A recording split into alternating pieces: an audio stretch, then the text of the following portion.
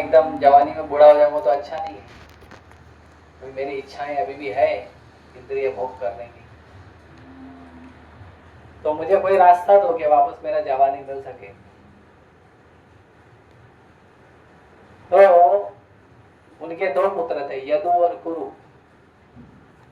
तो यदु को उन्होंने बोला कि ययाति महाराज ने बोला कि मुझे आशीर्वाद है, श्राप की वजह से जो प्रॉब्लम हुआ था, तो आशीर्वाद उसके बदले में ये मिला था कि अगर कोई व्यक्ति अपना जवानी तुमको देना चाहे तो तुम उससे जवानी लेके उसको बुढ़ापा दे देना।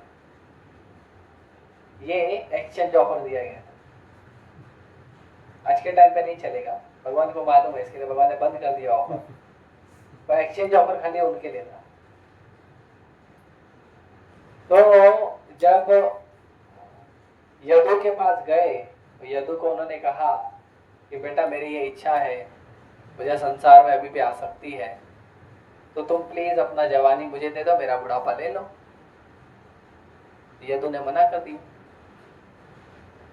क्योंकि यदु को पता था पहले से कि मेरे वंश में भगवान कृष्ण आने वाले हैं। यदु के कृष्ण में यदुवंशी है ना, मना कर दिया। तो उन्होंने एक्सेप्ट किया। तो उन्होंने यदु को श्राप दिया कि तुम्हारे वंश का कोई भी व्यक्ति जो है वो गद्दी पे नहीं बैठेगा, राजा नहीं बनेगा। ठीक है, इसलिए भगवान कृष्ण कभी राजा नहीं बने, लेकिन फिर भी भगवान कृष्ण राजा की गद्दी में बैठ जाते थे। मतलब उनको राजा की जरूरत क्या है, इज अल्टीमेट किंग। ये रोम का नाम है सुधर्मा। सुधर्मा सभा होती थी, भगवान कृष्ण वहां पे बैठते थे। तो इट इज नॉट लाइक कि किंग है, ऐसा कुछ नहीं। द्वारका देश के ऐसे नाम से बैठते,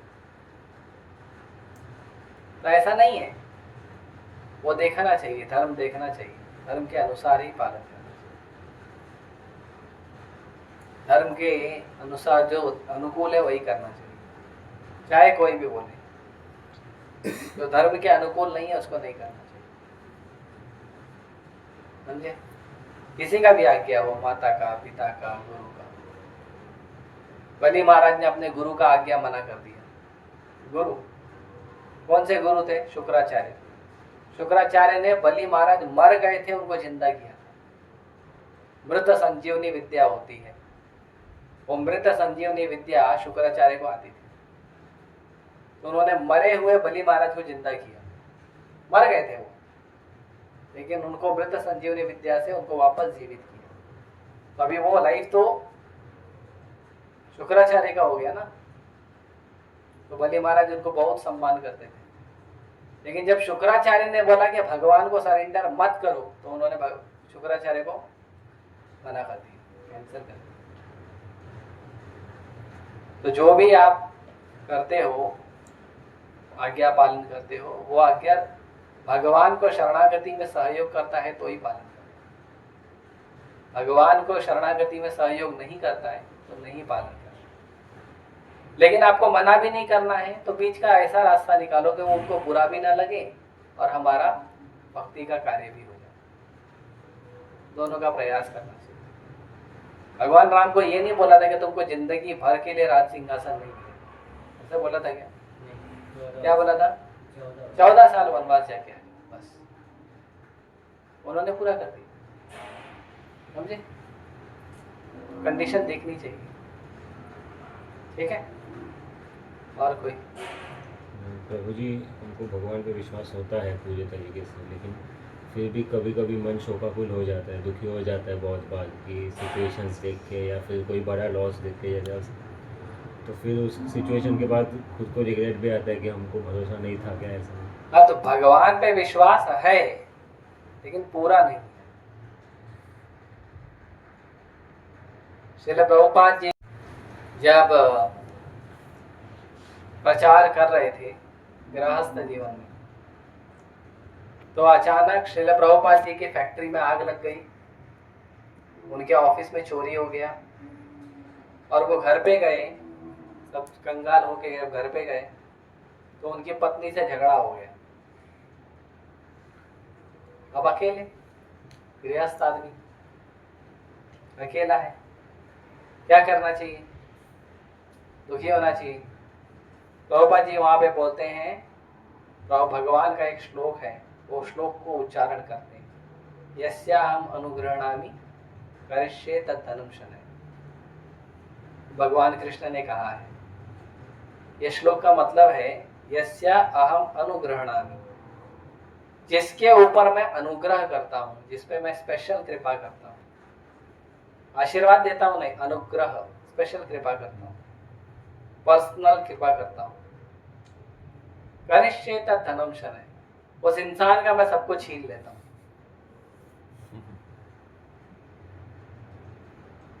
जिस इंसान के ऊपर भगवान एकदम स्पेशल कृपा करते हैं, उसके रिश्तेदार, उसका पैसा रुपया, उसके संबंधी, उसका नाम, सब भगवान छीन लेते हैं।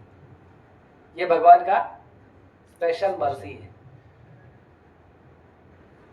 कभी आदमी अकेला हो गया, यस, भगवान यही चाहते हैं, अकेले हो जाओ, केवल कृष्ण के आश्रय में रहो।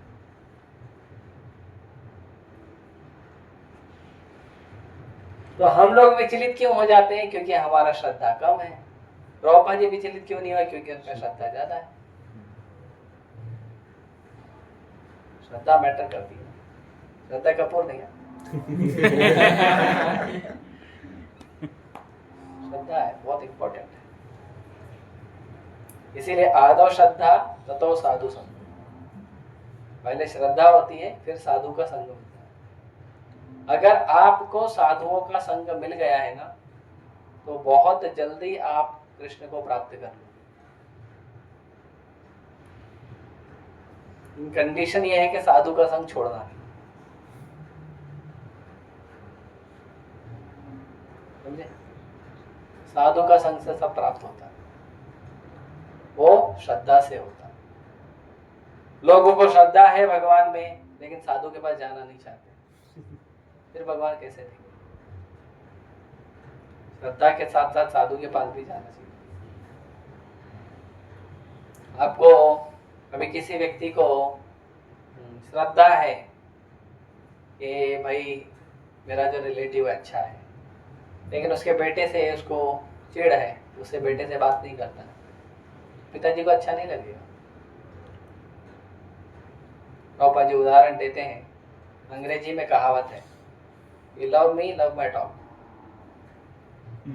तुम मुझसे प्यार करते हो मतलब मेरे कुत्ते से भी प्यार करना पड़ेगा। तो माँ बाप से प्यार करते हो मतलब बच्चों से भी प्यार करना चाहिए। भगवान से प्रेम है मतलब भक्तों से भी प्रेम होना चाहिए। अगर भक्तों से प्रेम नहीं है और भगवान से प्रेम है, मतलब अभी आपका भक्ति श्रद्धा के लेवल पे नहीं है। क्योंकि जब श्रद्धा होगी तो साधु का संग मिलेगा। तो अगर आप लोगों के मन में भक्तों का संग, साधु का संग करने के लिए बहुत गहरी इच्छा है, उसका मतलब है कि आपके हृदय में थोड़ी थोड़ी श्रद्धा है।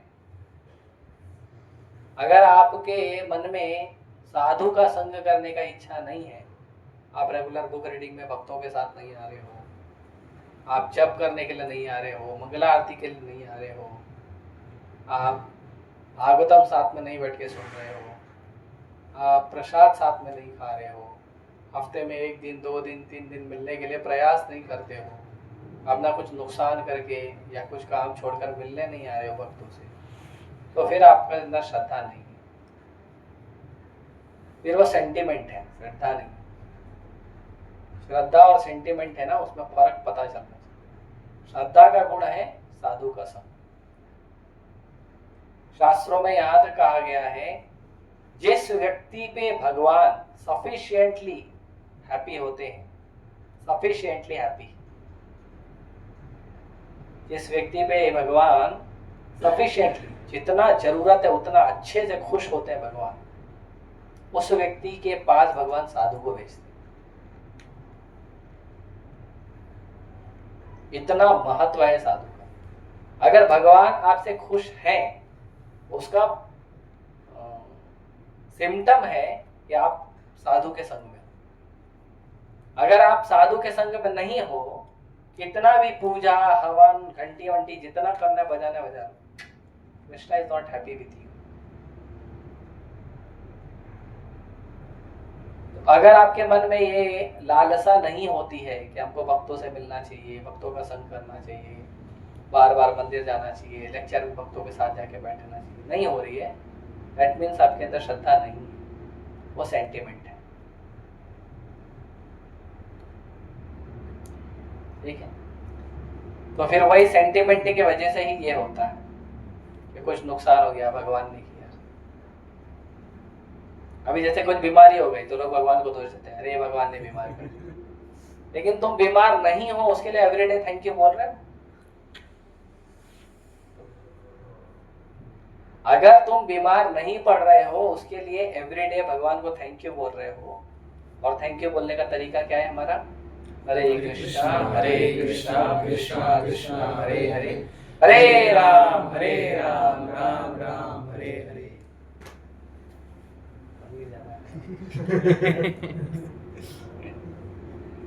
तो this is thanking to Krishna, thanking to Krishna for everything, for many things. तो अगर आप भगवान का नाम जप कर रहे हो, शास्त्रों का अध्ययन कर रहे हो, भगवान के तरफ आकर्षित होने का प्रयास कर रहे हो, भगवान के बारे में जानने का प्रयास कर रहे हो, भगवान का कुछ सेवा करने का प्रयास कर रहे हो, that is your thanks in return to Krishna. Otherwise we are not so much capable that we can give anything to Krishna.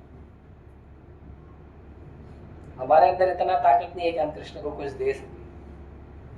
कम से कम थैंक यू बोलते हैं, जो हरे कृष्ण जप करते हैं, गीता भागवत पढ़ते हैं, भक्तों के साथ सेवा करते हैं भगवान का, थैंक्स की, नहीं तो फिर नहीं। तो इसके लिए हमको श्रद्धा है, मतलब हमको भगवान को थैंक्स बोलना चाहिए। नहीं तो ऐसा ही है, आज मेरे को चोट लग गई है तो मैं भगवान को दोष दे रहा हूँ, भगवान ने क्या कर दिया। लेकिन आपको रोज चोट नहीं लग रही है उसके लिए आप थैंक यू नहीं करते, तो उसका मतलब ये जो आपको आज चोट लगी है वो आपकी ईर्ष्या है। That is not act of God. ठीक है, अभी किसी को पानी नहीं मिल रहा है पीने को, मान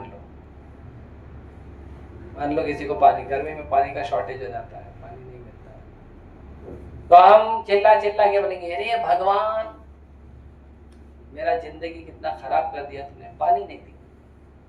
अरे भगवान भर के बारिश भेज रहे हैं, थैंक यू भी नहीं बोलते।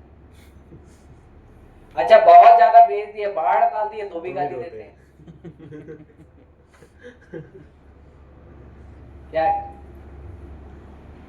तो ये हमारे हृदय की ईर्ष्या है और कुछ नहीं।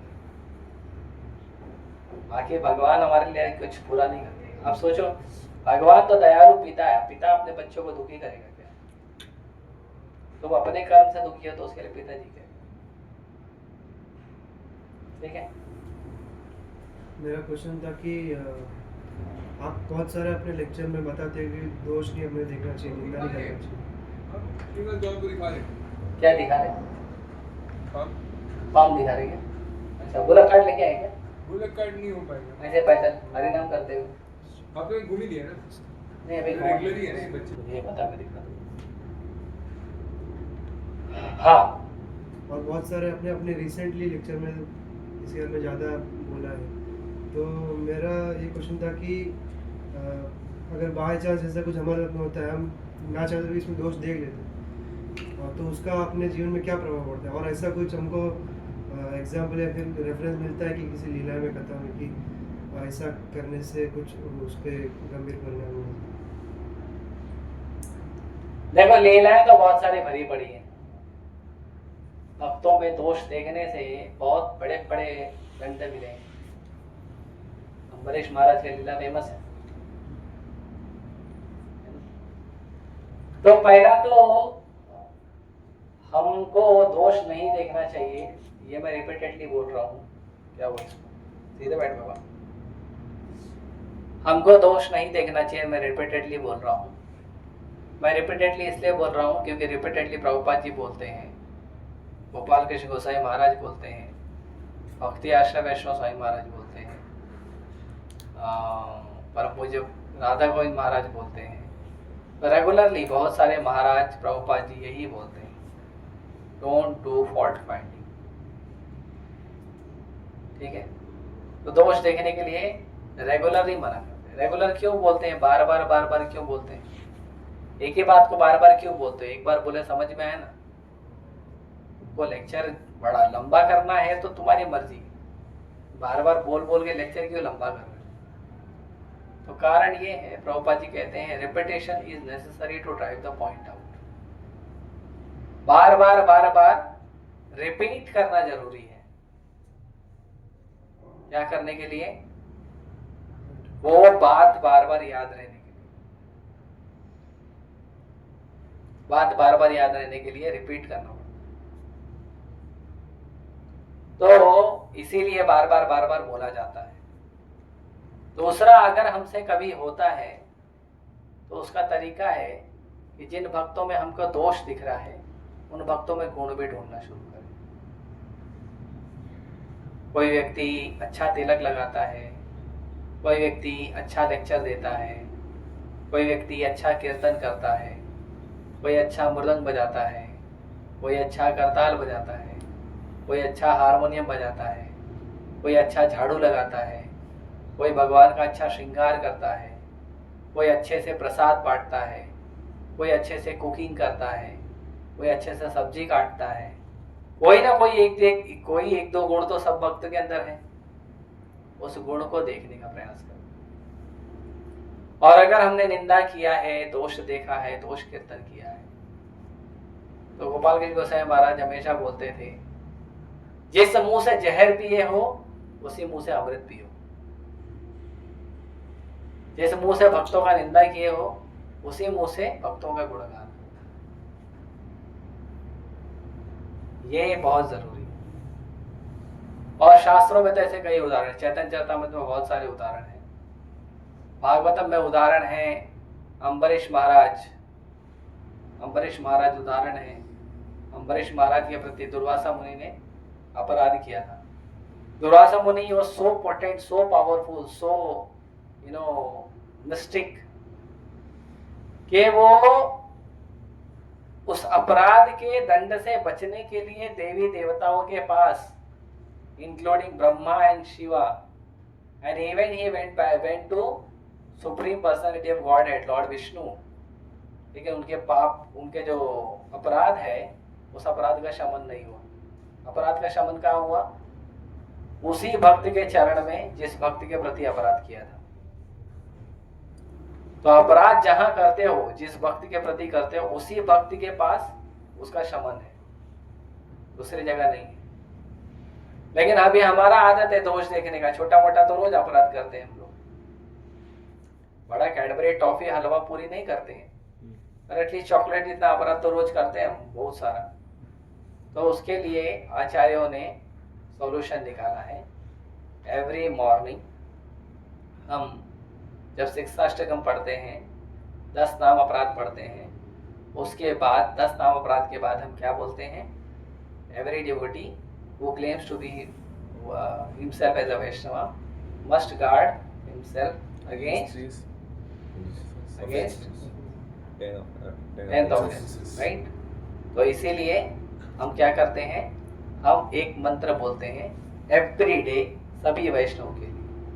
अंशा कल्पतरुभ्यश्च कृपा सिन्धुभ्यैव च पतितानां पावनेभ्यो वैष्णवेभ्यो नमः। Let us offer our most respectful humble obeisances to all the Vaishnava devotees of the Lord who are desireful, free, ocean of mercy, full of compassion to all the conditioned souls. समझे? तो ये जो है, ये every day प्रणाम करने से जो छोटे मोटे चॉकलेट जैसे हमारे अपराध हैं उनका खत्म हो जाता है। थोड़े बहुत अपराध हमने मन के लेवल पे किए हैं, मन में गुस्सा आया है किसी भक्त का दोष देख के, सब शमन होता है। एवरी डे हमको प्रार्थना करनी चाहिए। अब हमको भी नहीं पता कौन से वैष्णव के प्रति क्या अपराध कर दिया हमने। मान लो प्रसाद, ए हट, चल निकल गए। अब आपको तो समझ में नहीं आया क्या किया हमने। चलते चलते हट, हरि बोल के जोर से हरि बोल के, हट नहीं बोला, चलो स्पीड में जा, हरि बोल के निकल गए। अब अब वो भक्त मैच्योर होगा तो समझ जाएगा, उतना मैच्योर नहीं तो ऑफेंस ले लेगा, ऑफेंस ले लिया तो गया आप। लेकिन फिर वो जो वांछा कल्पतरु है वो हेल्प करता है। इसीलिए एवरी मॉर्निंग मैं इसके लिए बार बार रिक्वेस्ट करता हूँ, एवरी मॉर्निंग रीड फुल शिक्षाष्टकम चेतो दर्पण मार्जनम, then read 10 offenses against the holy name, then vancha kalpataru, then start Hare Krishna Mahamantra, then start chanting. This will help you a lot. ठीक है? हाँ। प्रभु जी कभी कभी मन को कंट्रोल नहीं होता है तो अंदर ही द्वेष निकल जाता है किसी बात के ऊपर, ऐसा होता है। प्रभुपाद जी बोलते हैं हमेशा हमारा मन कंट्रोल नहीं रहता, कभी कभी कंट्रोल में आता है। प्रभुपाद जी को एक बार एक भक्त ने बोला, अरे पनीर इफेक्ट, उसने स्वीट राइस जलाया है।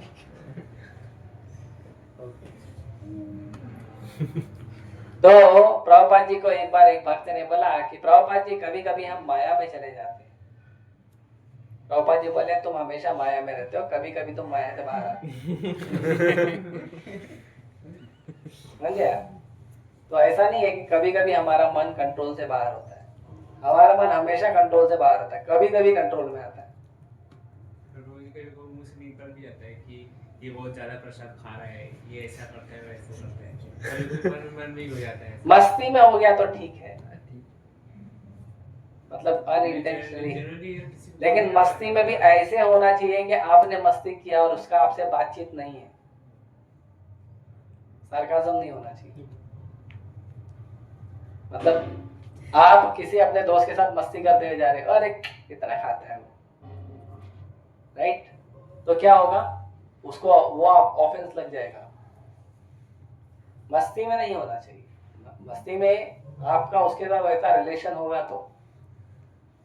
ऐसे मैं हूँ, कभी कभी हमारे रूम में एक भक्त है, उनको मैं बोलता हूँ वो जिस दिन कसरत करेंगे ना तो बढ़िया 2 घंटा तक एक्सरसाइज करेंगे, 2 घंटा पूरा मूसल लेके घुमा के पूरा पसीना वसीना निकाल के एकदम। फिर जब वो मूसल रखने आएंगे ना, मेरे पास ही रहता है वो मूसल, मेरे पास रखने आएंगे ना, फिर मैं बोलूंगा अब 2 महीने बाद, राइट? क्योंकि वो रोज नहीं करता है। 1 महीना 2 महीने के बाद ही वो मूसल उठाएंगे, फिर वैसे ऐसा घुमा के फिर रख देंगे। तो मैं उनको ऐसे चिढ़ाता हूँ, पर मेरा उनसे ऐसा रिलेशन भी है, समझे आप?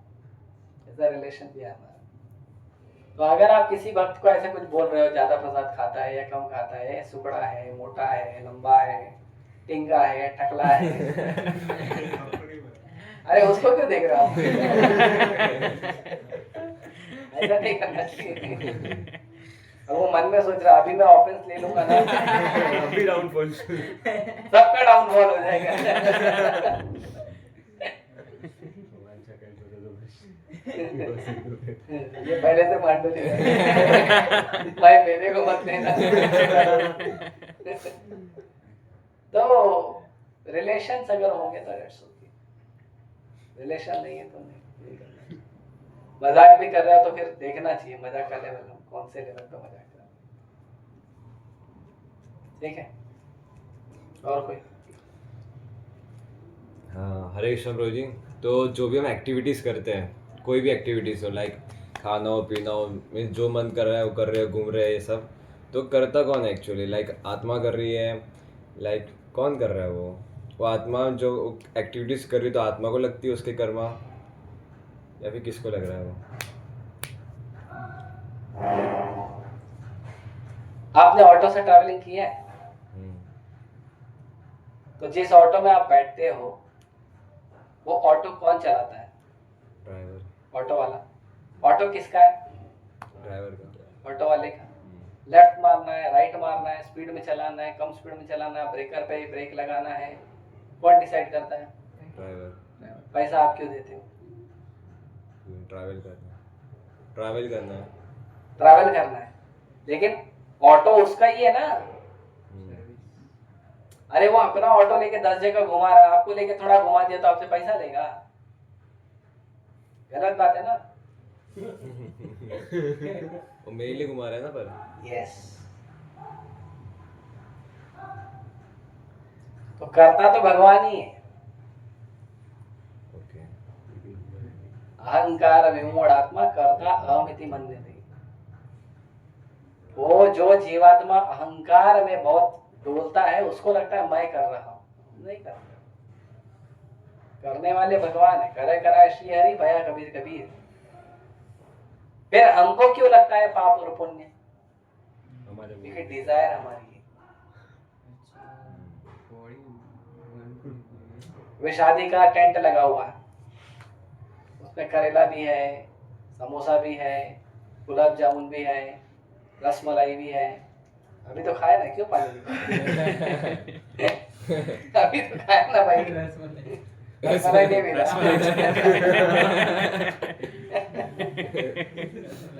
पेट तो भरा है ना अभी, तो फिर मिलेगा तो खा लेगा।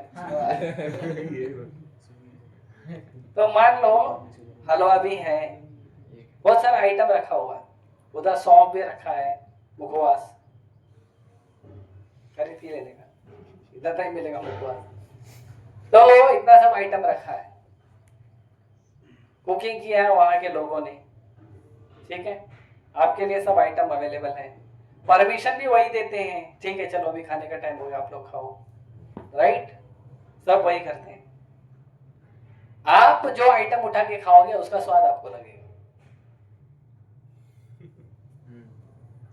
डिजायर आपका है, आपको गुलाब जामुन खाना है तो मीठा मिलेगा, मीठा खाना है तो गुलाब जामुन खाओ, रसमलाई खाओ, हलवा खाओ, कड़वा खाना है करेला खाओ, तीखा खाना है समोसा खाओ, कचौरी खाओ, चटनी खाओ, राइट। हमारा डिजायर होता है, वो हमारे डिजायर के हमको करना पड़ता है, क्योंकि सड़क भी तो हमारी नहीं है ना। आप एक जगह से दूसरी जगह जाते हो, सड़क भी तो हमारे, सड़क गवर्नमेंट की है, ऑटो वाले का है, चलाने का काम भी ऑटो वाला कर रहा है, वो भी उसी के परमिट पे चल रहा है, अगर परमिट नहीं होगा तो वो चला नहीं पाएगा, राइट। सब कुछ उसका है, लेकिन पैसा हमसे लेता है, क्यों? Because of our desire to travel from ISKCON Juhu to Andheri station, वो हमारा डिजायर है। हम उसको बोलेंगे इस्कॉन जुहू से लेके बोरीवली स्टेशन लेके चलो, तो वो अंधेरी स्टेशन का पैसा नहीं लेगा, बोरीवली स्टेशन का पैसा लेगा, क्योंकि हमारा डिजायर है, राइट। तो ये हम कौन है, मींस ये आत्मा की बात चल रही है, आत्मा की डिजायर्स है? नहीं, आत्मा का कंटामिनेटेड इंटेलिजेंस की डिजायर होती है। इंटेलिजेंस की, आत्मा का जब इंटेलिजेंस कंटामिनेट हो जाता है मन बुद्धि है तो डिजायर, क्योंकि आत्मा का इंटेलिजेंस जब प्योर होगा तो वो भगवान की डिजायर करेगा। लेकिन कंटामिनेशन में हम जो आए हैं वो अपने इन्हीं इच्छाओं के कारण आए हैं, भौतिक संसार में एंजॉय करने का। तो इसके लिए मूल जड़ है भौतिक संसार में एंजॉय करना। अगर वो जड़ निकल गई, भौतिक संसार में एंजॉय करने की जगह कृष्ण की सेवा करने का भाव आ गया, तो वही सारी डिजायर जो है आपको मुक्ति का रास्ता खोलती है। तो सूक्ष्म शरीर है ये, अपना मन बुद्धि अहंकार करता है ये सब में, समझे? ये प्रभु मतलब कृष्ण बोलते हैं ना, हम लोग कास्ट में जितने हम लोग ने ट्रैवल किया बॉडीज में, वो सब आपका माफ कर देंगे। Once you become complete 100% Krishna conscious, आपका जितना पाप पुण्य ये वो सब जीरो हो जाएगा। Everything will become zero and you will become hero.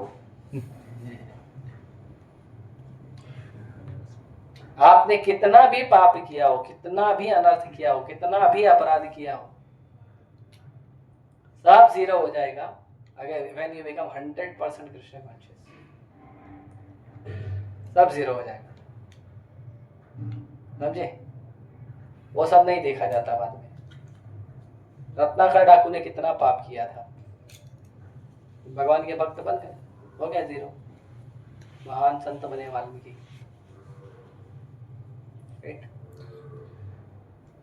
बोलो भाभी। तो हमारी भी ये जो डिजायर्स आती है ग्रॉस बॉडी के अकॉर्डिंग ही आती है ना? हमारी डिजायर जो है वो अल्यूरमेंट के अनुसार आती है। ग्रॉस बॉडी क्या, gross body just a matter, gross body is just a matter. Gross body का डिजायर आना, टेस्ट कभी भी कम ज्यादा होते रहता है। तो बचपन में तुमको खिलौने का डिजायर था, आपके ग्रॉस बॉडी को खिलौना चाहिए, बड़े होने पर वही खिलौना आपको नहीं चाहिए। अभी मैं आपको टॉय का बाइक दूंगा, यूज करोगे? नहीं। नाउ यू वांट मोटा बाइक। हाँ, बड़ा बाइक चाहिए, राइट? तो ये डिजायर जो है सटल मैटर, तो सॉरी ग्रॉस मैटर या सटल मैटर, तो वो तो मैटर है, उसमें डिजायर नहीं होता। डिजायर आत्मा का होता है, whether you want to serve Krishna, whether you don't want to serve Krishna. If you don't want to serve Krishna, then your intelligence is contaminated. Because intelligence is contaminated, then you'll get so many desire to enjoy separately from Krishna. Then everything starts. As soon as you immediately switch yourself only to serve Krishna, not to enjoy myself, separately from Krishna, enjoy but with Krishna, immediately सबका सब, immediately आप शुद्ध भक्त बन जाओ। जब प्रभुपाद जी को एक बार एक भक्त ने पूछा कि भगवान को सरेंडर करने के लिए कितना टाइम लगता है, प्रभुपाद जी ने क्या आंसर दिया? 1 minute. 1 minute, only 1 minute। सर्वधर्मान् परित्यज्य मामेकं शरणं व्रज अहं त्वां सर्वपापेभ्यो मोक्षयिष्यामि मा शुचः। जैसे ही कृष्ण को शरणागति हुई 100%, immediately you are free.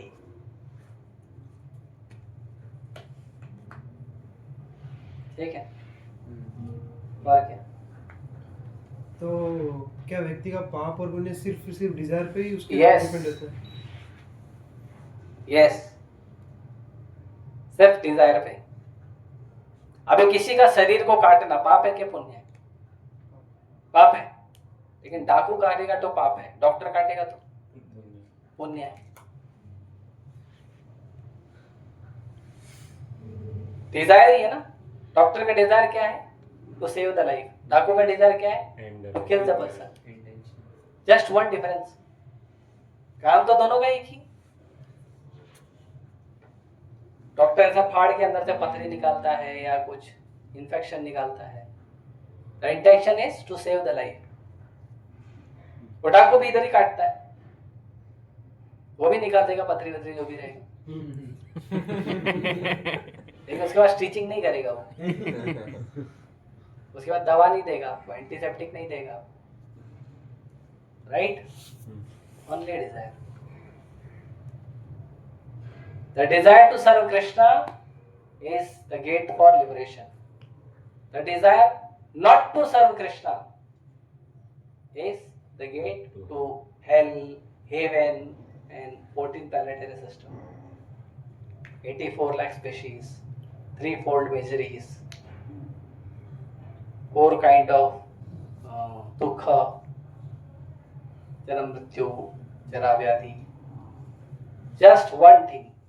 If you don't desire to serve Krishna, that's all. और डिजायर मोस्ट माता पिता का सेवा करना अच्छी बात है, बुरी बात है? अच्छी बात है। अच्छी बात है ना। राम हमेशा त्रेता युग में ही रहता है। राम जी। पिताजी की बात मानते हैं, राइट? अच्छे माता पिता जी है तो फिर अच्छी बात है, अगर बुरे हैं तो फिर डिपेंड। लेकिन माता पिता को दारू पिलाना, गलत है। लेकिन माता पिता ने मांगा है तो नहीं, गलत तो भी नहीं देंगे क्योंकि वो गलत है उसके लिए। और माता पिता बोलेंगे जो तुम्हारा चाचा है, मेरा छोटा भाई जो तुम्हारा चाचा है, वो चाचा ने मेरे को गाली दिया, जाओ उसका मर्डर करके आ जाओ। नहीं करेंगे। क्यों? छोटी अरे पिताजी का आज्ञा है ना। छोटी बात है। छोटी छोटी बात। अरे बड़ा मैटर करो। क्या पापा छोटी छोटी बात कर? बड़ा मैटर करो यार। निकालो थोड़ा तलवार वगैरह। ये तुम्हारे गांव में मिलता है ना तलवार? तलवार मिलता है तुम्हारे गांव? लेके आना, पिताजी को दे देंगे। बड़ा मैटर करो, राइट? पिताजी का, माता पिता का सेवा करना अच्छी बात है, लेकिन अगर माता पिता को दारू चाहिए उनकी सेवा में, मांस चाहिए उनकी सेवा में, तो वो पाप है। just as a desire, whether you want to serve Krishna, whether you don't want to serve Krishna. माता पिता का इच्छा है आप हरे कृष्णा मंत्र जप करो, वो पाप भी नहीं है, पुण्य भी नहीं है, भक्ति है। माता पिता का इच्छा है आप भगवान को इस्कॉन में जाके भगवान को प्रणाम करो, वो भक्ति है।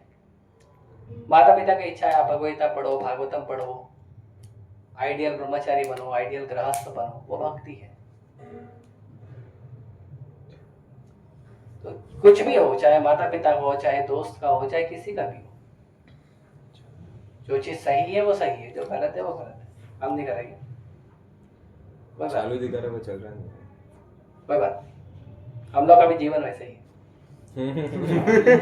जीवन चल रहा है, काम नहीं कर रहा है, ना ठंडा हो रहा है ना गर्म हो रहा है,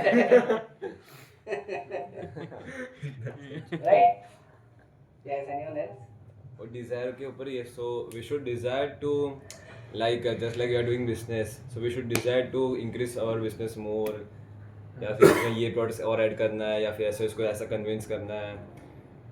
Whatever you can do to increase your business, that's not bad.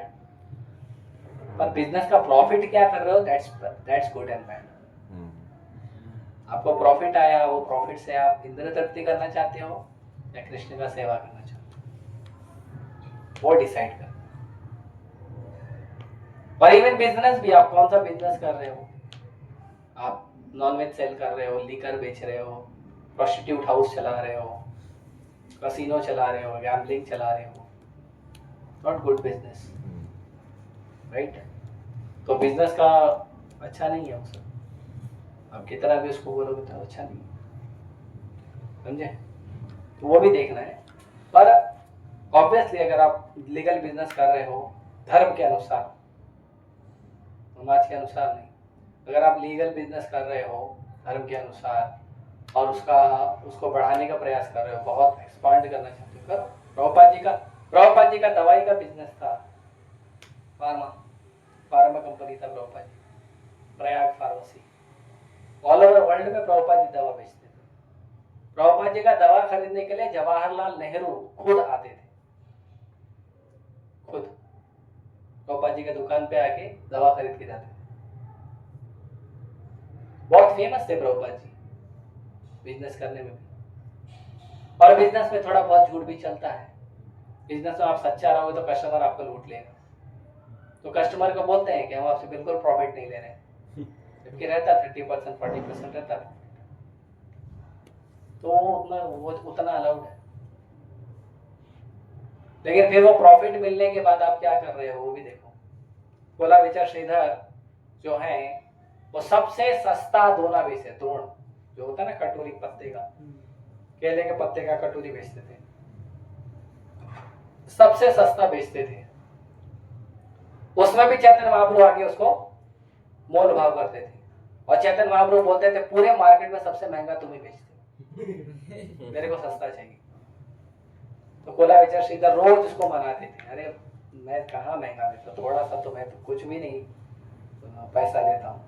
और उसमें भी जो प्रॉफिट आता था कोला विचार श्रीधर को, वो क्या करते थे पता है, 50% गंगा की पूजा में दान करते थे। उनके पास इतना भी धन नहीं था कि वो अपने घर में बर्तन खरीद सके कुकिंग करने के लिए।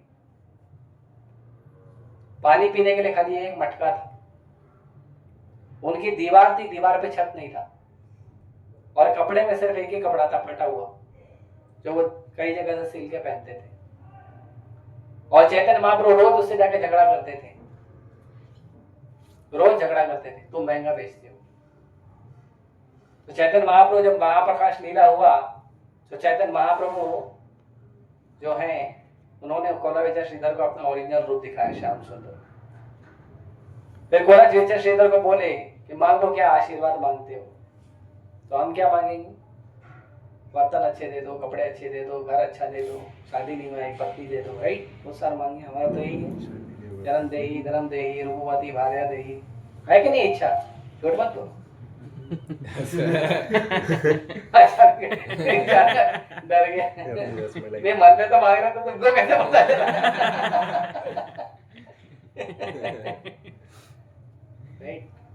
बोला विचार श्रीधर ने क्या कहा पता है? बोला भगवान हर जन्म में मुझे ऐसे ही केले का पत्ता वगैरह बेचने वाला एक आदमी बनाओ और हर जन्म में आप वैसे ही निमाई पंडित बन के मेरे से झगड़ा करने आओ, मुझे यही चाहिए।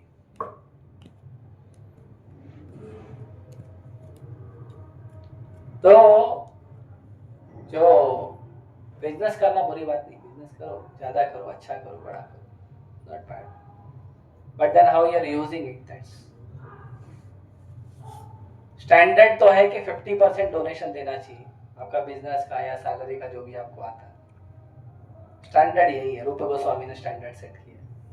50% वैष्णव की सेवा के लिए, प्रचार की सेवा के लिए, 25% आपके लिए, आपका पर्सनल लाइफ के लिए, और 25% आपके रिलेटिव के लिए। ये रूप गोस्वामी ने स्टैंडर्ड सेट किया है। लेकिन हम उतना भी नहीं बोलते, मतलब भाई जो दे दे ठीक है, हम नहीं फोर्स करते। कुछ तो देना चाहिए, ये भी नहीं कि हम बिजनेस कर रहे हैं, पैसा कमा रहे हैं, कुछ भी ना दे, वो तो स्तेन एव, स्तेन मींस चोर। ठीक है, और क्या? प्रभु जी, लाइक हमारे जन्म होने से पहले ही तय हो चुका है कि हमें किससे शादी करना है, नहीं करना है। तो लाइक उससे जिससे मैं शादी करना, उसे डायरेक्ट क्यों नहीं मिल पाते? उससे पहले 3-4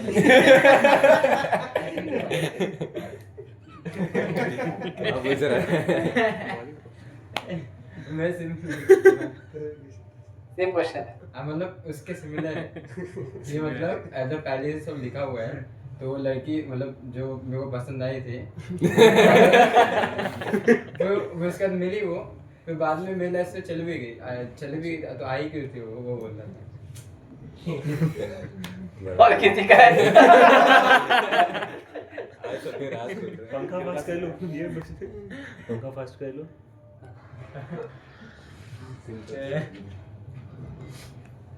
सब निकालो अपने अपने जिंदगी के साथ। ये आज का तो फास्ट कर।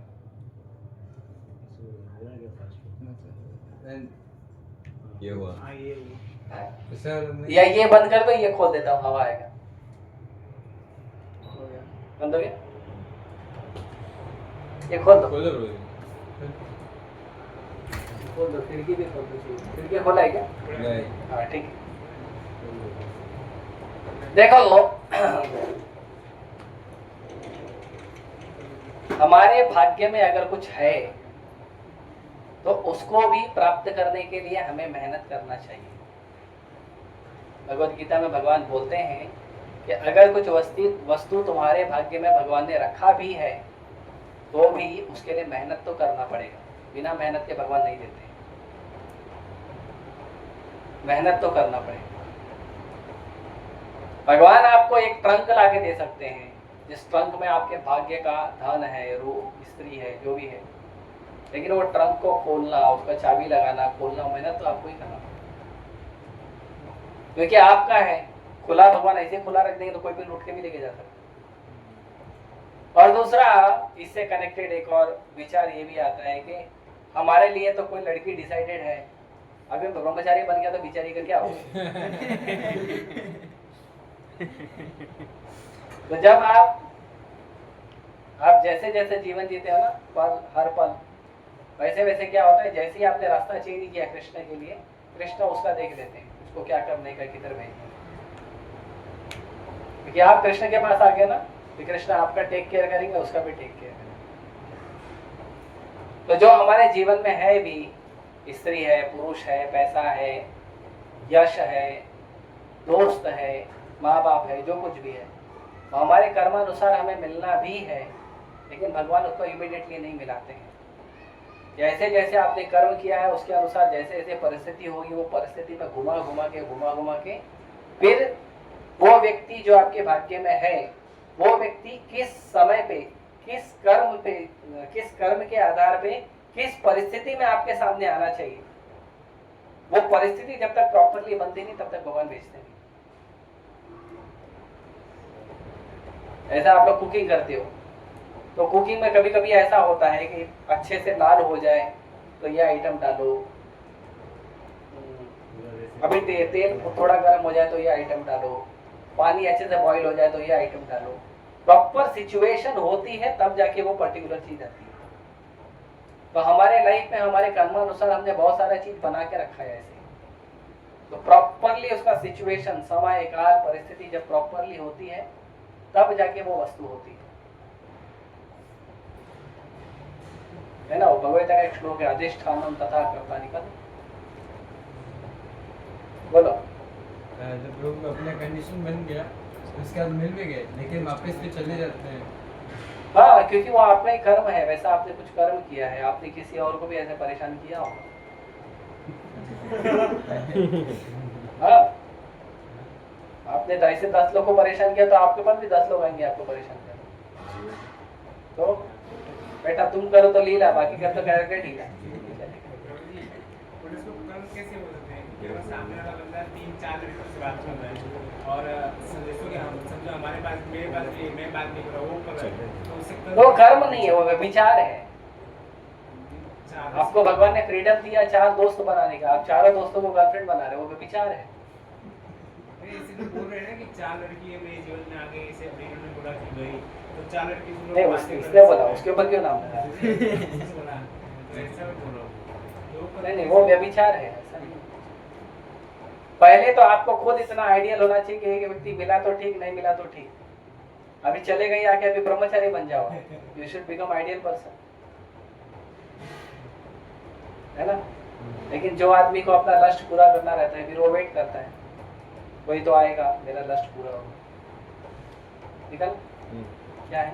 अधिष्ठानम क्या तथा श्लोक है? 18.14। 14।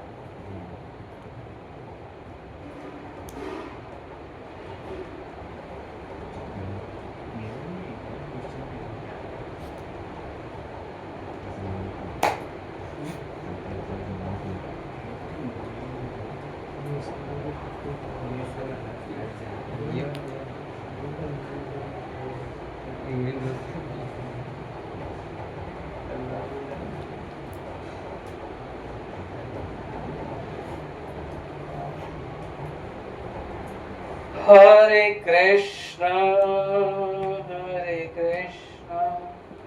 कृष्ण अधिष्ठानम तथा कर्ता करणम च पृथक विदम विविधाश्च पृथक चेष्टा दैवम चैवात्र पंचमम। कोई भी सिचुएशन हमारे लाइफ में होती है तो उसके लिए 5 चीजें जिम्मेदार होती है। वो 5 चीजें जब तक एक साथ नहीं होती है तब तक आपके जीवन में कुछ भी नहीं होता। उसमें है अधिष्ठानम, स्थान, स्थान मतलब हमारा शरीर या जगह। कर्ता, कर्ता मतलब वो करने वाला व्यक्ति, मतलब हम, आत्मा। बाद में करणम, अभी हम करेंगे कैसे? इंद्रियों के द्वारा, आंख के द्वारा देखेंगे, कान के द्वारा सुनेंगे, राइट। तो अधिष्ठान मतलब स्थान, प्लेस। उसके बाद कर्ता means the soul, the person जो कर रहा है। करणम, करणम मतलब सेंसेस, इंद्रियां जिनके द्वारा वो करता है।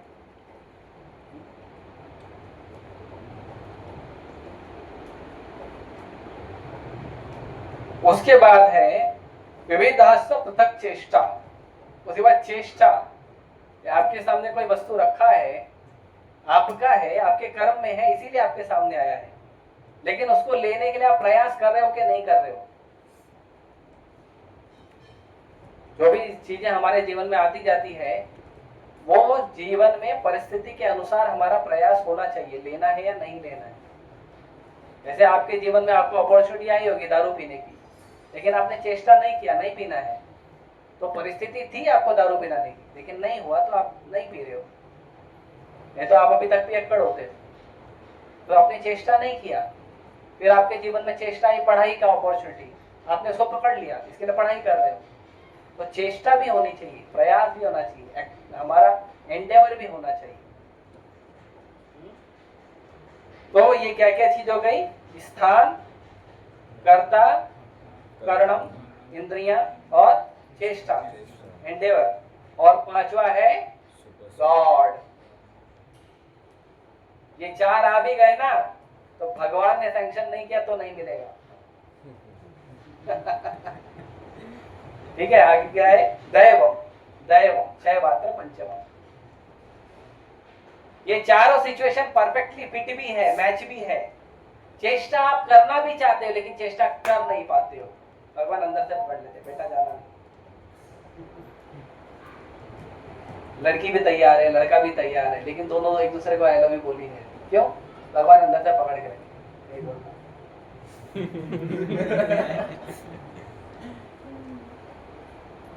राइट? तो आपका जो परिस्थिति है वो, ये पांचों वस्तु जब तक एक साथ एक्टिवेट नहीं होती है तब तक आपको कुछ नहीं मिलने वाला, ना पाप, ना पुण्य, ना अच्छा, ना बुरा। कभी कभी होता है आपकी इच्छा नहीं होती फिर भी आप काम कर बैठते हो, ये फोर्स होता है वो। तो ये अर्जुन ने पूछा कि मेरी इच्छा नहीं होती गलत करने की फिर भी क्यों करता हूं? तो ये फोर्स आता है सतोगुण, रजोगुण, तमोगुण से। तो गलत काम करने का जो फोर्स है वो आता है तमोगुण से। कामेश, क्रोधेश, रजोगुण, समत्व। काम और क्रोध जो है रजोगुण तमोगुण से आता है, उसके कारण होता है। और सतोगुण में रहोगे तो खराब चीज आई है आपके सामने लेकिन आप उसके लिए चेष्टा नहीं करोगे। लेकिन तमोगुण में रहोगे तो अच्छी चीज भी आपके सामने आएगी तो भी आप चेष्टा उसके लिए नहीं करोगे, अच्छी चीज को छोड़ दोगे। कोई आएगा आपको बोलेगा गीता पढ़ो, आप नहीं पढ़ोगे। कोई आएगा बोलेगा नाम जप करो, नहीं करो। क्यों? क्योंकि आप रजस तमस में हो, सतोगुण में नहीं हो। ठीक है? हाँ, और कोई बोल रहा था, बोल रहा था? बोले? हाँ तो आपने बोला ना कि मतलब जब 4 कंडीशंस हो भी गए हाँ, फिर जब तक भगवान सैंक्शन Yes. नहीं करते तब तक होगा नहीं। सिग्नेचर चाहिए ना, इसके ऑथोराइज सिग्नेचर। मतलब मैं जहाँ तक कनेक्ट कर रहा था दूसरा एक और है ना कर्मण्यवादी का रस्ते माफ। हाँ, तो वही है ना, हाँ तो मतलब तुम्हारा अधिकार कर्म का है। परिस्थिति आ भी गई तो भी तुम्हारा कर्म का अधिकार है, लेकिन उसका फल मिलेगा नहीं मिलेगा वो कृष्ण डिसाइड करेगा। अच्छा मतलब कनेक्टेड है। कई बार है आप बहुत मेहनत करते हो, बहुत मेहनत करते हो, बहुत मेहनत करते हो, पैसा ही नहीं मिलता। और कई बार आप किसी को खाली मिलते हो, थोड़ा सा प्रेम से बात करते हो और वो दोस्त आपको पैसा देके चले जाते। That is decided by Krishna.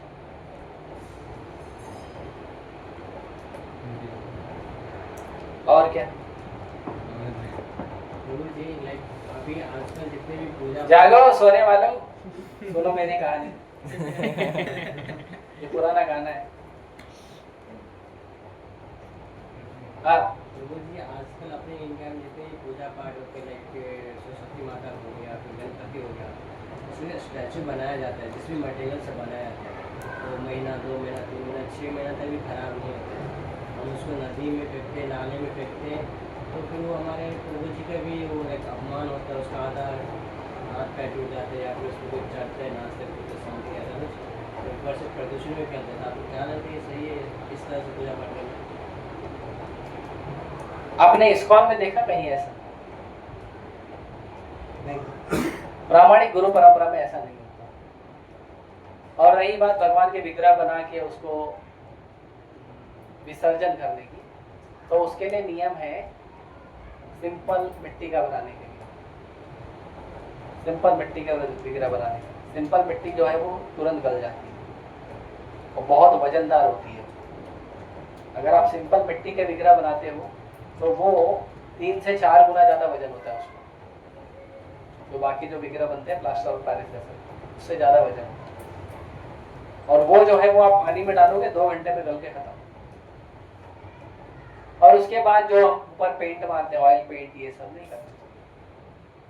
पहले नेचुरल चीजों को यूज किया जाता था। अभी हम सस्ते के चक्कर में और जल्दी टूटे नहीं, ये नहीं हो, वो नहीं हो। कभी कभी क्या होता है, 1 हफ्ता पहले ऑर्डर दिया हमारा मूर्ति बना लो, 1 हफ्ते मूर्ति नहीं बनता है। मैंने खुद वो गणेश जी का विग्रह बनाना, दुर्गा माता का विग्रह बनाना, वो हमारे एरिया में एक व्यक्ति आता था, वो बनाता था। तो हम लोग खुद जाते थे स्कूल के टाइम पे, उनके पास बैठ के हम भी बनाते थे। तो बहुत टाइम लगता है। जैसे गणेश जी है, तो गणेश जी बैठे हैं, उनको बनाना है तो पहले आसन बनाना पड़ेगा, फिर उसको सूखने के लिए छोड़ देते हैं। फिर वो सूखता है, फिर गणेश जी का जो है पलथ ही बनाते हैं, फिर सूखने के लिए छोड़ देते हैं। तो सूखने में कम से कम 1-2 दिन लेता है। फिर गणेश जी का ये ऊपर का बनेगा, फिर सूखने के लिए छोड़ देते हैं। फिर हाथ बनता है, फिर हाथ को अलग अलग जगह पे सपोर्ट देना पड़ता है, सपोर्ट देके छोड़ देते हैं। फिर गणेश जी का जो है मुखमंडल बनता है, फिर छोड़ देते हैं। फिर कान बनता है, फिर छोड़ देते हैं। फिर सूंड बनती है, फिर छोड़ देते हैं। फिर जब इतना हो गया फिर मुकुट बनाते हैं ऊपर, फिर छोड़ देते हैं। फिर ये पूरा सूख गया, उसके बाद वो हैंड बेल्ट है और ये सब बेल्ट बनाते हैं, हैंड बेल्ट, रिस्ट बेल्ट जो भी है, बेल्ट बनाते हैं। और फिर ये होने के बाद सिंपल कलर से, सिंपल नेचुरल कलर से उनका पेंट होता है। हम लोग ने किया है पहले बहुत छोटे समय में। तो ये प्रॉपर तरीका है। लेकिन अभी वो बोला 5 दिन में बना के दो, तो तुरंत पूरा एक सांचा तैयार करते हैं, उसमें डालते हैं, प्लास्टर ऑफ पेरिस मारते हैं। प्लास्टर ऑफ पेरिस जल्दी सूखता है, ये क्या बोलते हैं, हाँ व्हाइट सीमेंट जैसा होता है, वो जल्दी सूखता है, हल्का होता है, जल्दी सूखता है। हाँ, और फिर उसके ऊपर आप अब चमकीला भी चाहिए, मेरे गणपति बप्पा ज़्यादा अट्रैक्टिव दिखने चाहिए, तो उसके ऊपर ऑयल पेंट मारते हैं, उसके ऊपर चमकी मारते हैं, वो सब हानिकारक है। तो वो तो जो भी भक्त भक्ति कर रहा है अपने जो भी आराध्य देवता का, वो उसकी मूर्खता है, उसके लिए हम क्या करें। भाई खाना तो सबके लिए अवेलेबल है, कोई नॉनवेज खा रहा है तो उसके लिए हम क्या करें। शास्त्र ने तो मना किया है, खा रहे तो क्या करें, तो वो उनकी मूर्खता है। और एक क्वेश्चन प्रोजी, लाइक पेड़ पौधे जो होते हैं उसमें ब्रेन होता है क्या, लाइक हम उसको हाँ। होते हैं होता है, बहुत कम होता है, नहीं के बराबर। उनका ब्रेन बहुत डल होता है, बहुत डल होता है। जैसे कोई व्यक्ति दारू पी के एकदम पड़ा हुआ है, बहुत तगड़ा दारू पिया है, आप उसको जाके गाली दो, उसको फर्क पड़ेगा? पड़े रहेगा, समझे? और आपको गाली देगा तो 1 किलोमीटर दौड़ाओगे उसको, राइट ना? तो वो बहुत डर हो जाता है। तो जो पेड़ पौधे जो शरीर देते हैं बहुत ही ज़्यादा डर होते हैं, लेकिन उसमें भी पेड़ पौधों को काटने के लिए परमिशन नहीं है जब तक वो सूख ना जाए। तो हम जो धनिया पत्ता पालक ये सब खा रहे हैं, हाँ, उसका टाइम होता है, हार्वेस्टिंग टाइम बोलते हैं उसको। उसका जो कटाई का समय होता है, वो कटाई के समय वो लोग आत्मा जो है वो पौधा छोड़ के चले जाती है, तो हम खाली वो जड़ मूल उखाड़ते हैं, उसमें फिर वो आत्मा नहीं होता उसमें। लाइफ नहीं, वो टाइम होता है, एक हार्वेस्टिंग टाइम। अभी आजकल के लोग तो उखाड़ देते हैं, उखाड़ के उसके केमिकल वगैरह माल के पका के दे देते हैं। पहले ऐसा नहीं होता। वैदिक चीज़ों में प्रॉपर सिस्टम फॉलो करते हैं, क्योंकि वैदिक चीज़ भगवान से आ रही है, भगवान किसी को कष्ट नहीं देते। और एक और नियम है, जीवो जीवस्य जीवनम। एक जो आहार है वो दूसरे आहार का जीवन है, एक जो लाइफ है वो दूसरे लाइफ का जीवन है। लेकिन उसमें भी बताया गया है कि कौन सा लाइफ, कौन से लाइफ का जीवन वो बताया गया,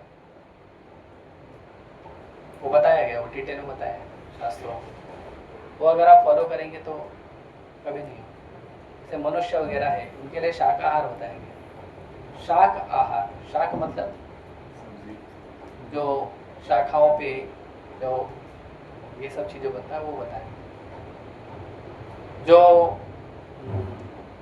पैर वाले जानवर, 4 पैर वाले जानवर है, वो पंजे वाले जानवर का आहार है। और जो 4 पैर वाले जानवर है, जिनके खुर होते हैं, गाय है, बकरी है, इनके खुर होते हैं, इनके पंजे नहीं होते। तो जो खुर वाले जानवर हैं वो पंजे वाले जानवर का आहार होता है। जो खुर वाले जानवर होते हैं उनका आहार होता है पेड़ पौधे, इनके पैर नहीं होते, पेड़ पौधों के पैर नहीं होते, राइट? तो ऐसे सिग्रीगेशन किया गया है। If you follow that not simple. छोटा जीव जो है बड़ा जीव का आहार है, तो छोटी मछली बड़ी मछली को खाती है, सॉरी बड़ी मछली छोटे मछली को खाती है, लेकिन वो जलचर के लिए, ऐसे जीवों के लिए, सबके लिए नहीं, इंसानों के लिए नहीं। मैं ऐसे कहीं गुजर रहा हूँ, ऐसा सिचुएशन क्रिएट हो गया, लाइक एक लोमड़ी ने एक बहुत प्यारा सा पक्षी को पकड़ रखे खा रहे हैं, हम उधर से गुजर रहा हूँ, तो पक्षी उसको बचाने की कोशिश कर रहा है, हमें ऐसे इग्नोर करके निकल जाना चाहिए कि हमें पक्षी बचाना चाहिए? संभव है तो बचाओ, नहीं संभव है तो मत बचाओ। पक्षी को बचाने की जगह अगर उसने आपका बलि दे दिया तो बेटर है मत बचाओ। नहीं, मैं उसको बचा लेता, लेकिन बेचारा लोमड़ी भूखा रह जाएगा। हाँ, तो अभी ये सब चीज़ों को इतना नहीं देखना चाहिए। अभी जनरली आपके जंगलों में रहते नहीं, ये सब चीज़ जंगलों में दिखता है, नहीं रहते हो तो उसको उतना इग्नोर करना चाहिए। पॉसिबल है तो ठीक है, नहीं तो छोड़ दो। और ये सब चीज़ें माइनर चीज़ें पता नहीं रहती, उतना मिलता भी नहीं है, ठीक है। उसका आहार है, उसने पकड़ लिया है, खा रहा है, आप क्या करो? या तो महाराज शिवी बन जाओ। महाराज शिवी जानते हो? वो एक कबूतर के पीछे एक बाज लगा हुआ था, राइट। तो महाराज शिवी ने बोला कि ये कबूतर को मत खाओ। तो बाज बोला ठीक है, इसके वजन का मुझे मांस दे दो। तो महाराज शिवी ने अपना पैर काट काट के उसको तराजू पे डालने लगे और महाराज शिवी उसको वजन करके दे रहे। बाद में पता चला वो दोनों देवता है और महाराज शिवी का टेस्ट ले रहे।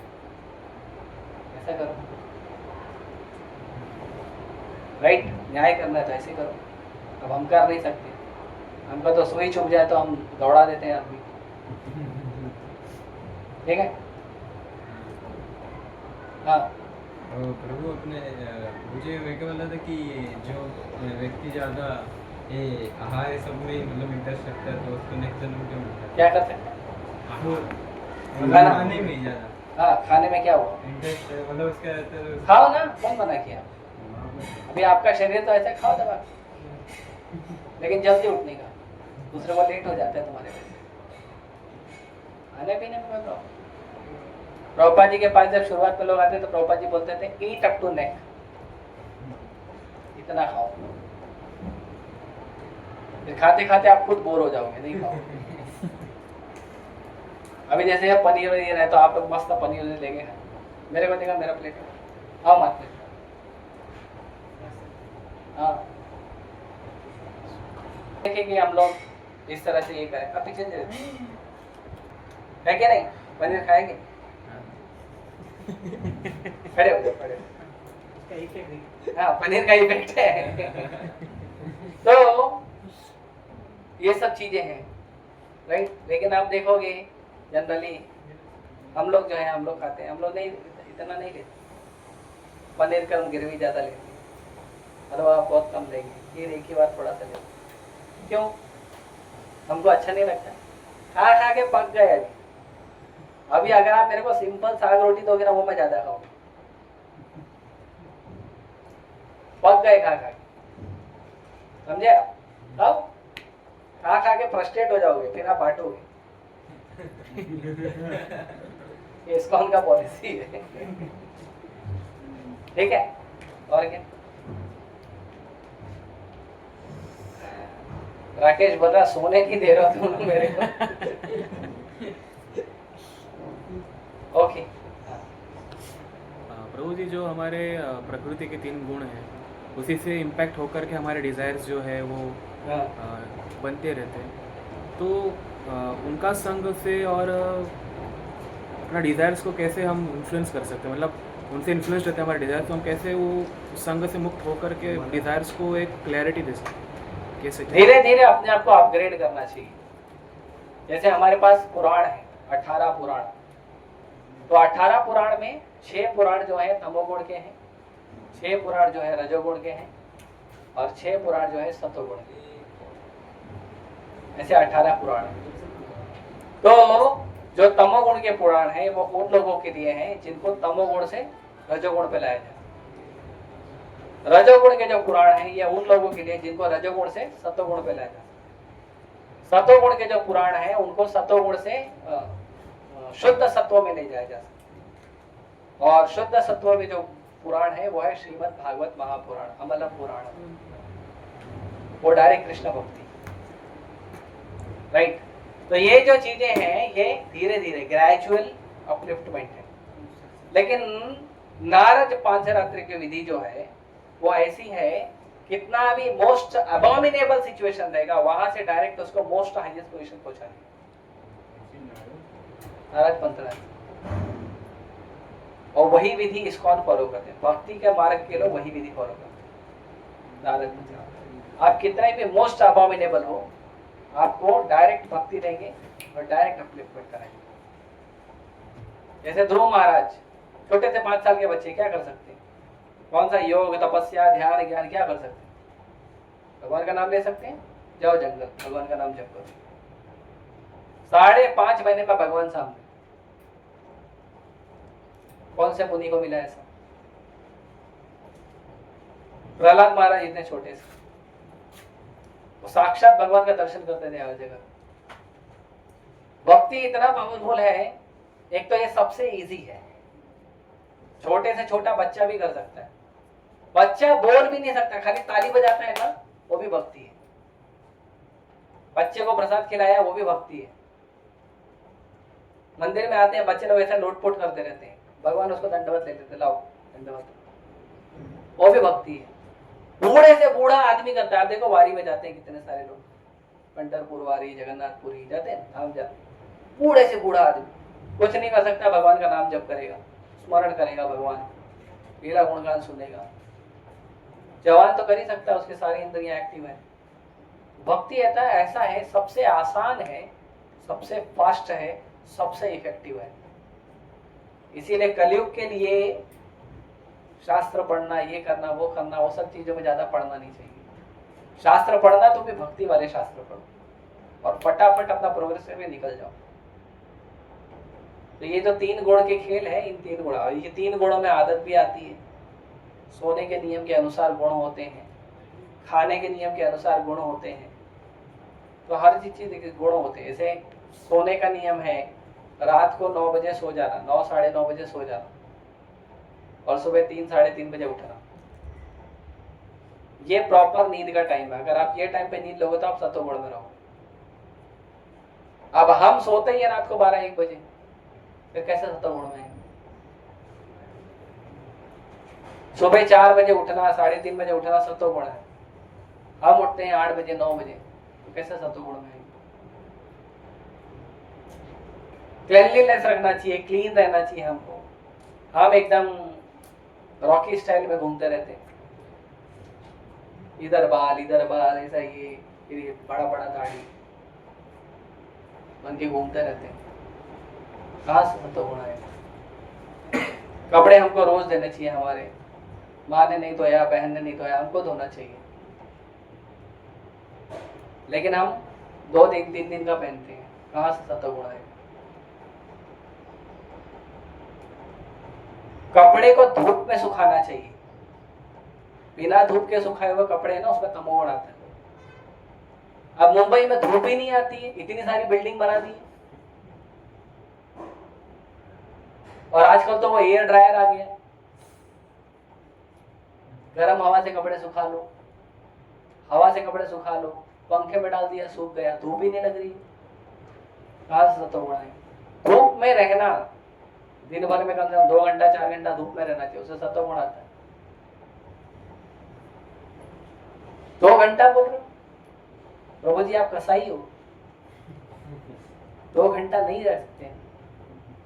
2 मिनट धूप बर्दाश्त नहीं होती है हमसे। अभी ये राजा बनता एसी नहीं चल रहा था, क्या हालत हो रही थी?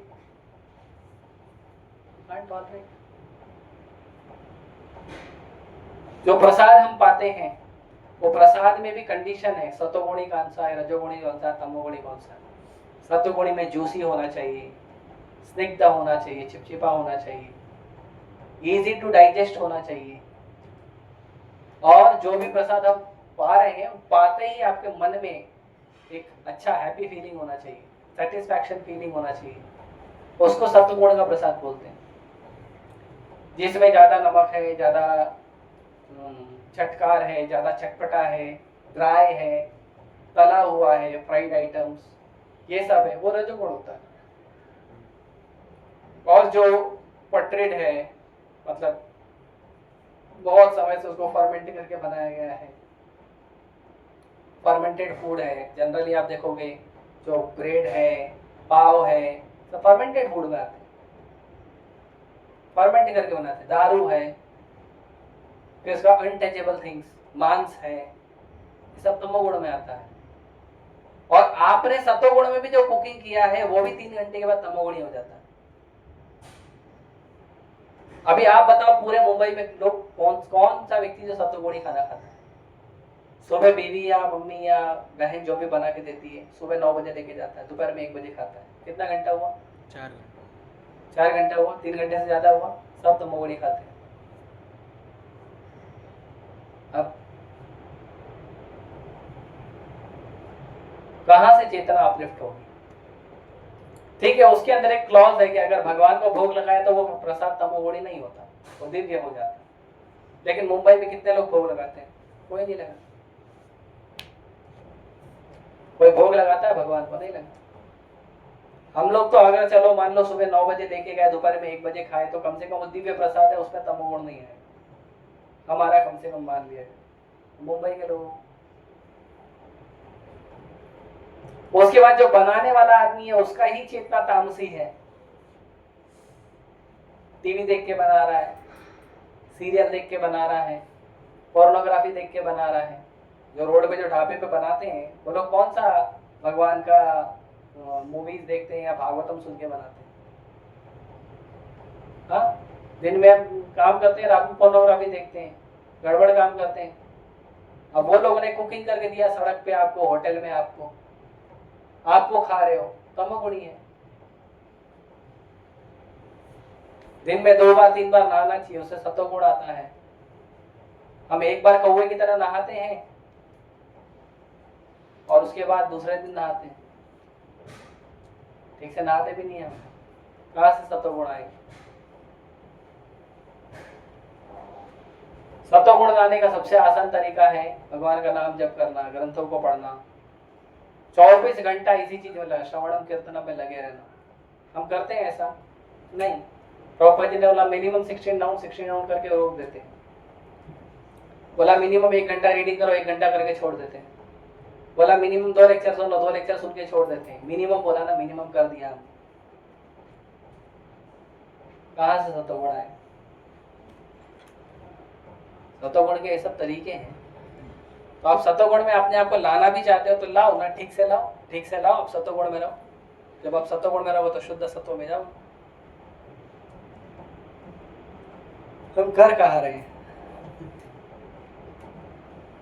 कपड़े पहनते हैं उसमें भी सतोगुण है, धोती कुर्ता सतोगुण है, सिला हुआ जो शर्ट पैंट वगैरह है वो रजोगुण है। और एकदम टाइट कपड़ा पहनते हैं, जीन्स पहनना, ये सब पहनना, टाइट टी शर्ट पहनना, इधर दिखाना, उधर दिखाना, इधर खुला है, उधर खुला, उधर फटा हुआ है, कटोरा लेके घूमने के जैसा कपड़ा, सब तमोगुणी कपड़ा। तो लोग क्या पहनते हैं आजकल? रजोगुणी कपड़ा, तमोगुणी कपड़ा। कितने लोग धोती कुर्ता पहनते हैं? हम लोग भी नहीं पहनते। ये तो डंडा लगाया जाता है इस्कॉन में कि धोती कुर्ता पहन के बैठो, तो इसके लिए हम धोती कुर्ता में लेक्चर में आते हैं। ये तो कहाँ पहनते हैं हम? कपड़े में भी सत्वगुण, रजोगुण, तमोगुण।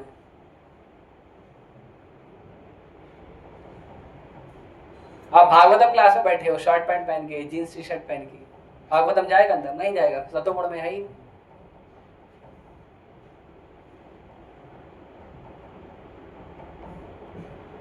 फिर आप दूसरे को, मैं तो बहुत इस्कॉन के लेक्चर बैठा, कुछ नहीं समझ में आता, कुछ भी उल्टा पुल्टा बोलते हैं वो लोग।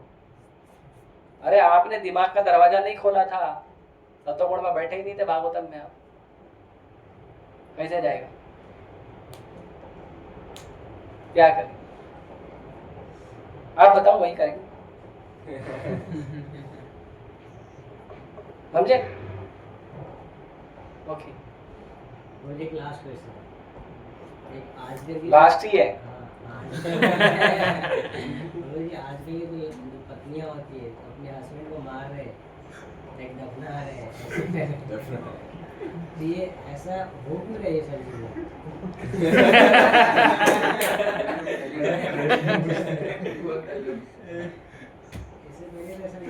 मैं तो खुश हूँ। मैं तो खुश हूँ।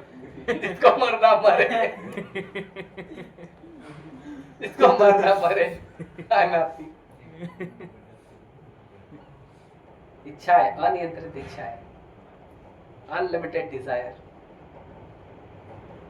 सेवा करने का भाव नहीं है, ना स्त्रियों में ना पुरुषों में। विवाह जो होता है वो सेवा होती है। 2 जीवात्मा एक साथ आते हैं, एक दूसरे को सेवा करते हैं कि भगवान की भक्ति में प्रगति करें, धर्म के आचरण पे चले। विवाह का मतलब धर्म का आचरण होता है। कितने लोगों को पता है कि विवाह धर्म का आचरण होता है? किसी को नहीं पता। विवाह जब होता है तो देवी देवता प्रकट होकर साक्षी देते हैं, देवी देवता प्रकट होकर आशीर्वाद देते हैं। आज कितने लोग उस भाव से विवाह करते हैं? कोई नहीं करता। दुनिया तो छोड़ो, जब सिंदूर भी चढ़ाना होता है ना तो वो कैमरामैन डिसाइड करता है कि सिंदूर चढ़ाने समय आपकी पोज कैसी होनी चाहिए। आप बोलो, पति पत्नी है वो, उनको पति पत्नी बोलोगे। 4 घंटा मेकअप में लगाते हैं, 4 घंटा डांस करने के लिए, 1 महीना प्री वेडिंग शूट, 1 महीना पोस्ट वेडिंग शूट।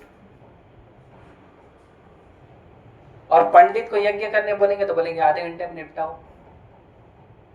पहले विवाह होता था तो खाली पंडित जैसा जैसा बोलता था वैसे वैसे सेरेमनी होती थी। 1 हफ्ते तक तो खाली विवाह होता था।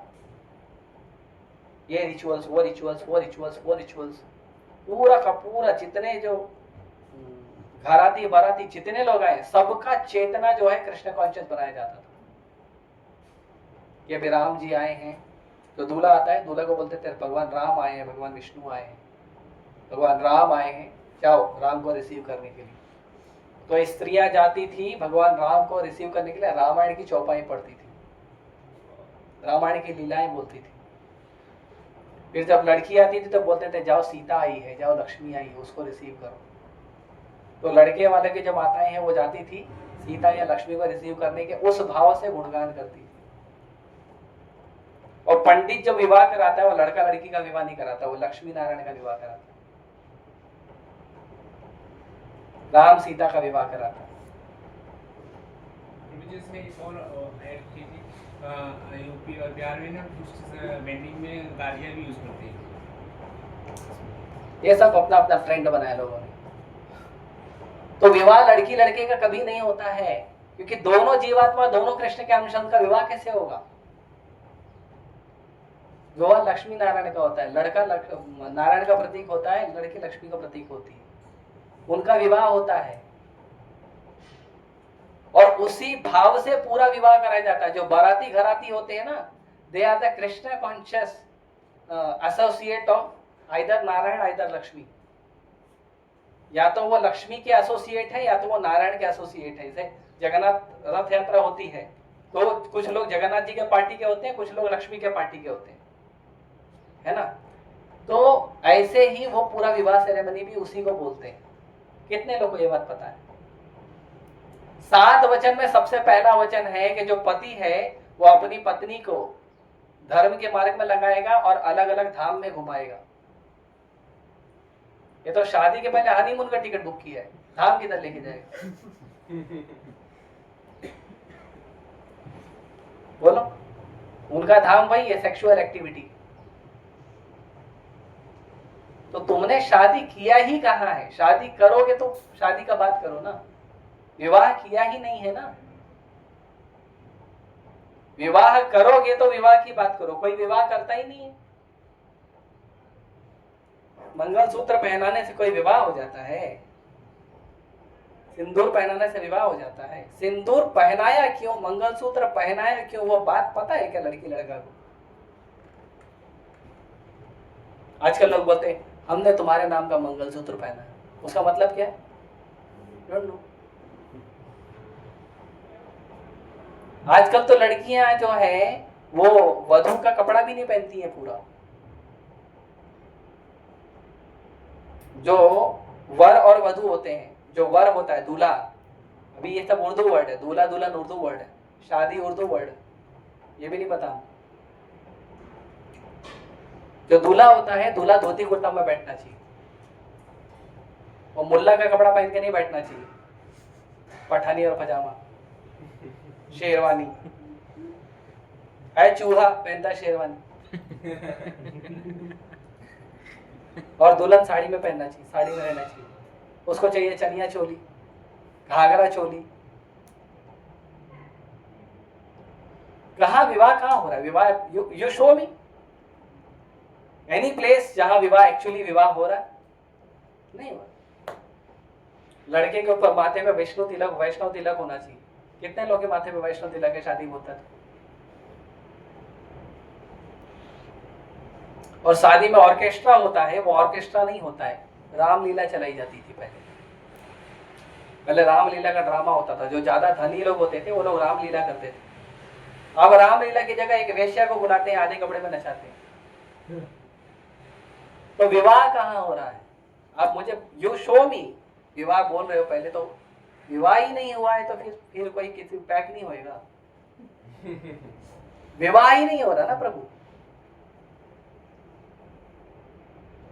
पहले तो विवाह की बात करो, विवाह हो ही नहीं रहा। विवाह कभी रात में नहीं होता। यूपी बिहार के सारे विवाह रात में होते हैं। रात में खाली प्रेतों की एक्टिविटी होती है, प्रेतों के रिचुअल्स होते हैं। रात में विवाह इसलिए किया जाता था क्योंकि जो मुगल आए थे वो लोग विवाह में से दुल्हन को उठा के लेके चले जाते थे। और कई जगह पे तो मुगलों ने नियम बनाया था कि जो नई दुल्हन आएगी, जिस लड़की ने नया विवाह किया है, वो पहले राजा के साथ 4-5 दिन रहेगी, उसके बाद वो अपने घर पे आएगी, नहीं तो विवाह नहीं होगा। ये नियम बनाया था उन लोगों ने। इसीलिए रात में छुपके से विवाह होते थे, इसीलिए रात का। और वो भी रात में नहीं होते थे, उस समय के पंडित लोग शाणे थे, वो लोग ने रात में बहुत सारे रिचुअल्स डाल दिए थे और विवाह करते थे इसमें ब्रह्म मुहूर्त में, मंगल आरती के टाइम पे रात भर लोगों को जगाते थे और ब्रह्म मुहूर्त के टाइम में विवाह करके भेज देते थे। तो वो विवाह ब्रह्म मुहूर्त का होता था। अब तो रात का मुहूर्त निकल रहा है, रात को 1 बजे शादी हो रही है, 2 बजे शादी हो रही है। तो किसकी शादी हो रही है? भूतों की शादी हो रही है। तो भूत प्रेत दोनों पति पत्नी है, तो मारेंगे काटेंगे, नहीं तो क्या करेंगे?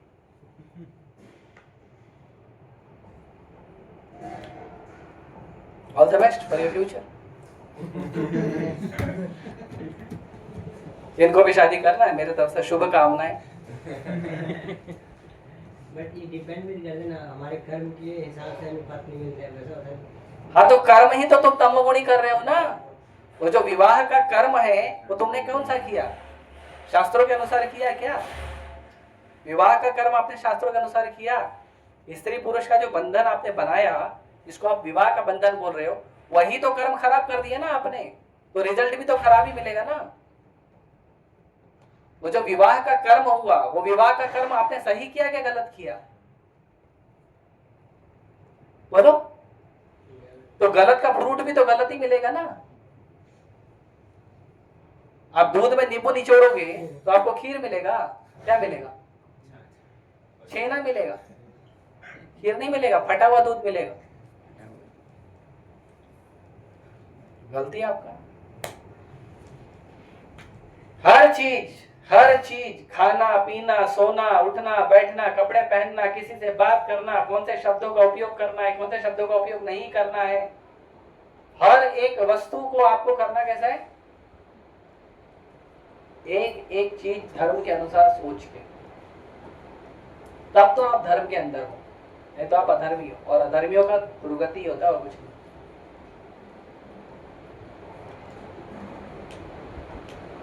ठीक है।